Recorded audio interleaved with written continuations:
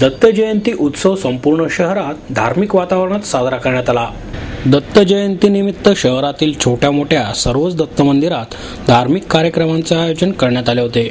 यानिमित्त अभिषेक, होम हवन आदी कार्यक्रमांचे आयोजन करण्यात आले. याशिवाय अनेक ठिकाणी महाप्रसादाचेही आयोजन करण्यात आले. दत्त जयंतीचे निमित्त साधून मंडईतील दगडूशेठ दत्त मंदिरात फुलांची भव्य आरास करण्यात आली. येथे दर्शनासाठी नागरिकांनी मोठी रांग लावली होती. शहरात सर्वत्र भक्तिमय वातावरणात दत्त जयंती साजरी करण्यात आली.